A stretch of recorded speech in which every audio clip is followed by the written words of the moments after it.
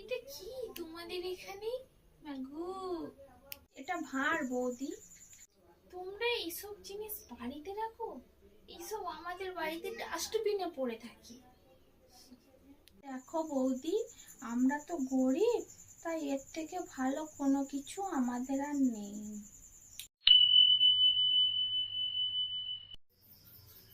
বৌদি, এ না।